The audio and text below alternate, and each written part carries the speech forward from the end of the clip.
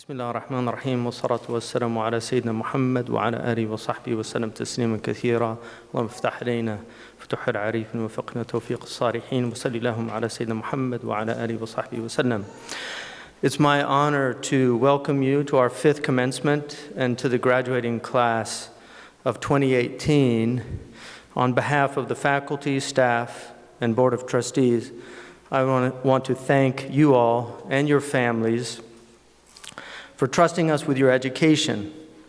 And I want to congratulate all of you on successfully completing your graduation requirements. Yours is no small accomplishment. We have developed and refined a curriculum that we know all too well takes a great deal of time, effort, and dedication to complete. Hence, congratulations and kudos to all of you. I want now to acknowledge Zaytuna College's Board of Trustees, particularly our chairperson, Pervez Qureshi, and our secretary, Sayyid Mubin Saifullah, and for all of the trustees' extraordinary efforts in helping to make this year a landmark one for Zaytuna.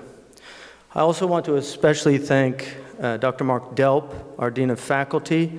It's been my privilege and pleasure to work closely with him, and he is someone who truly understands and shares the vision of Zaytuna College and its commitment to not only the liberal arts, but to restoring intellectual traditions to the Abrahamic faith. Dr. Delp brings to our school over 30 years of experience in the liberal arts, religion, but also the knowledge of what makes a small college great. Dr. Delp has helped immensely to strengthen our school and our faculty and our pedagogy.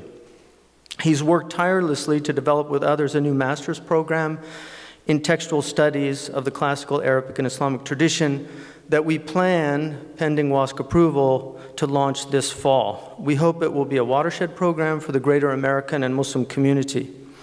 I also want to thank our head of operations, Catherine Hamza.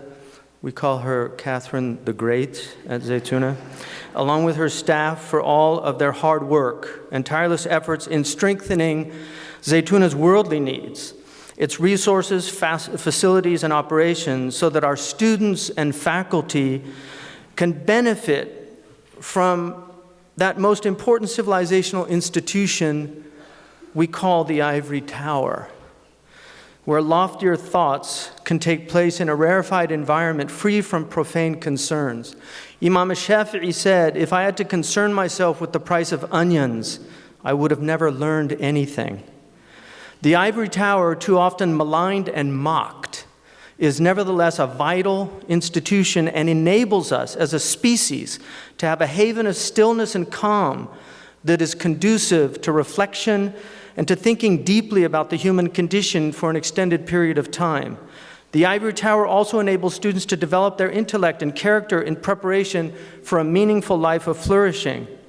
If our institution of higher learning prepares our students well, God willing, from among them will emerge those who can guide us when we deviate from our course, lest we jeopardize not only ourselves, but our society as vice flourishes and virtue languishes.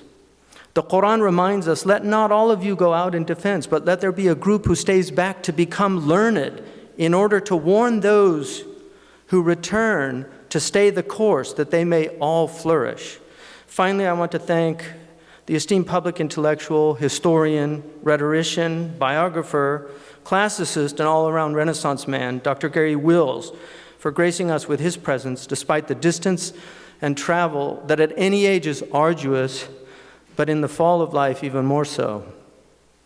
Now I'd like to speak to our students directly for a few moments. You've had, I think, at Zaytuna College, a unique experience.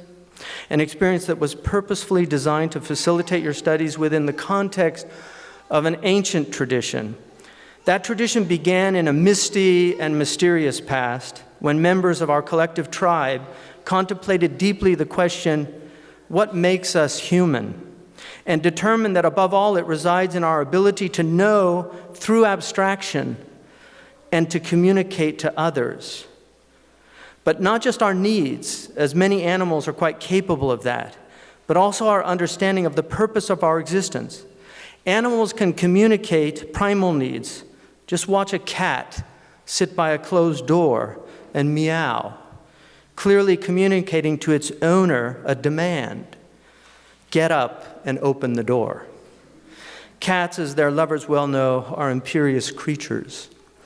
We actually have a family cat that we call Mr. Bean, who I was in the bedroom, and the cat came up and began to just meow frantically. And I knew it was not normal, so I got up, and he led me downstairs, and there was smoke all over the lower floor. So there was actually a fire on the stove in the house. And initially I felt an immense amount of gratitude, as if he was saving my life. But on deeper reflection, I realized he was really saying, listen, dummy, if you're going to stay indoors and asphyxiate, at least open the door and let me out. So I can assure you that Mr. Bean does not hang out with the local cats discussing the existence of God. There's no imaginary atheist cat challenging him to a debate about whether they have a creator or not. That level of abstraction and communication is the sole purview of our species. Since language and thought makes us human, it's the language arts that became the foundation of all humane and civilized learning. In Botticelli's wonderful mural, Lorenzo Tornabuoni, presented by grammar to Prudentia and the other liberal arts, that hangs in the Louvre Museum in Paris, the 7 arts are personified as beautiful women. There was a time when men were the ones that generally went to college. They were personified as beautiful women to be pursued. The artist portrays grammar as the woman who introduces the young student to the other 7 with prudentia, or wisdom, overlooking all of them and throned above them with her bow and arrow. And the bow was symbolic of the idea of hitting the mark. It's fascinating to me that the word in Hebrew and in Greek, amartia in Greek, and in Arabic, khati'ah, the word for sin in all 3 of the Abrahamic languages means, it's an archery term that means to miss the mark. And that's why Prudentia, wisdom, has the bow and arrow, because she's the master archer. Wisdom is what enables you to hit the mark. 3 of the liberal arts comprise the trivium, grammar, which traditionally included not only grammar, but literature, poetry, and history. What the Arabs called muhadarat, ilm al-muhadarat. Logic, which is the grammar of our thinking, and its sister dialectic, which is a learned discussion in pursuit of the truth between 2 or more interlocutors.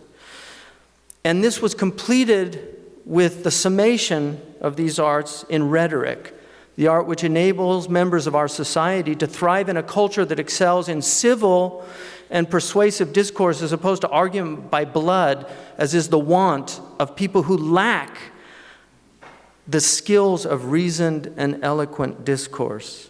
Grammar, logic, and rhetoric function as a lens through which one speculates, from the Latin speculare, to see, from which we derive our word spectacles. Once a student acquires proficiency in these 3 arts, he or she is ready to pursue a real education, traditionally always rooted and informed by religion. For well over 1,000 years, Jews, Christians, and Muslims, not to mention Hindus and Buddhists, pursued some form of the language arts in order to penetrate the mysteries of our existence, to understand revelation, and to seek wisdom. For most civilizations, this was limited to a scholastic class, the Brahmins, the clergy, or the rabbis. But as Franz Rosenthal, the great Jewish Orientalist, points out, Islam democratized knowledge. It obliged everyone to study. The Quran begins with the command, Iqra, read. The Prophet said, sallallahu alaihi wasallam, seeking knowledge is incumbent upon every man and woman. The Quran asks rhetorically, are they the same, those who know and those who don't know? Another verse states, God elevates those who believe and those who have been given knowledge. So you are among a privileged few who have not only the desire and leisure to pursue knowledge, but we're fortunate to have skilled and learned teachers to facilitate that pursuit. And we're today celebrating your commencement. In other words, this is really the beginning of the life of learning. And our Prophet reminded us that learning is from the cradle to the grave. And his wife Aisha reminded us that a person will continue to be a scholar as long as they seek knowledge. But the day they say, I am learned, they have become ignorant. A true liberal education engages students with the classic works of the greatest minds in human history. As such, it is a training in humility. It reveals to us how little we know. It humbles us, but it is also a training in boldness because it challenges us to pursue excellence. Mimesis or imitation embeds in our human nature. We are imitative creatures, but we will imitate what is presented to us. If the culture is degraded, we too have become degraded. And if it is exalted and lofty, then it invokes within us a desire for loftiness. According to one of the masters of the liberal arts, liberal education is liberation from vulgarity. The Greeks had a beautiful word for vulgarity. They called it apeirokalia, lack of experience in things beautiful. Liberal education supplies us with experience in things beautiful. God is beautiful and loves beauty, the Prophet ﷺ informed us.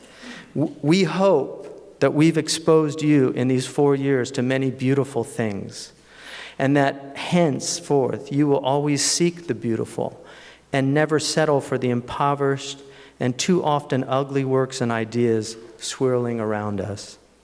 This is a time of the proving of spirits. We are being tested as a species in unprecedented ways.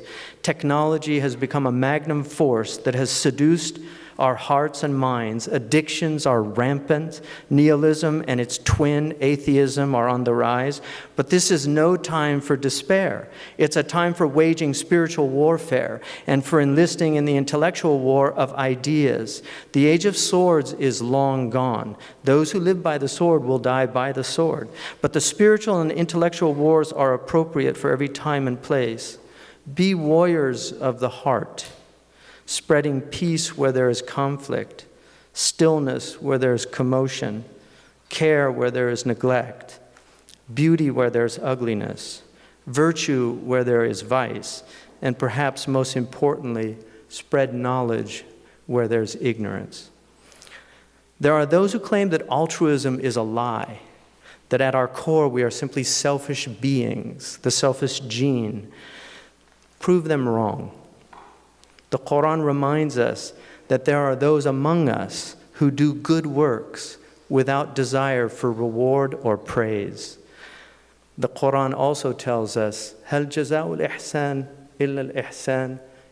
Is virtue anything other than its own reward? Go out and make your mark, but guard your souls. Don't let them be sullied by the vulgarity and degradation that very often surrounds us. As the Quran states, عَلَيْكُمْ أَنفُسُكُمْ. Take care of your own souls. Those who are astray will not harm you if you yourselves are guided. And again, be witnesses unto humanity, even against your own souls. Our Prophet ﷺ was the most beautiful of men. He spoke beautifully. He dressed beautifully. In fact, Al-Bara said, I never saw anyone more beautiful than the Prophet in his red cloak, with his hair hanging on his shoulders. The Quran says of him, surely you are of a vast ethical nature. Everything he did was done beautifully. The Prophet loved poetry. He loved beautiful language. He had a wonderful sense of humor, but was never coarse or crass. He was given a book whose miracle is considered to be the beauty of its language and the loftiness of its meanings, form and content. Don't ever let them be separate in your lives. Our Muslim civilization was historically recognized for its overwhelming commitment to beauty.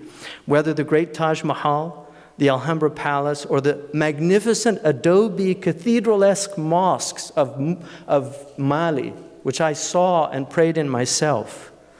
The hallmark of Muslims, whether in Asia, in Europe, or Africa, was beauty and excellence, emanating from a deep knowledge that was both celestial and mundane. The poet said, تِلْكَ أَثَارُنَا تَدُلُّ عَلَيْنَا فَانْظُرُوا بَعْدَنَا إِلَى الْأَثَارِ. These are our traces we leave behind for you to know who we are. So look after us at what we have left behind. So ask yourselves, who were those people that had such sublime visions? What was in their souls that could produce such ethereal beauty? Look at their calligraphy, which is a commitment to embellishing language, calligraphia, beautiful writing. Look at the illuminated manuscripts of the Quran. They produce painstakingly handwritten with God's name on every page emblazoned in gold. The care they had for every jot and dot. Verily, God has decreed beauty and excellence in everything. كتب الله الإحسان على كل شيء. Be people of ihsan, of beauty and excellence. Be bold, and providence will come to your aid. Show the world, but more importantly, show yourselves and show your Lord that you are worthy of being called Ibadur Rahman, the servants of the merciful. الَّذِينَ يَمْشُونَ عَلَى الْأَرْضِ هَوْنًا, that tread gently on the earth, and when the ignorant provoke them, they simply reply, peace.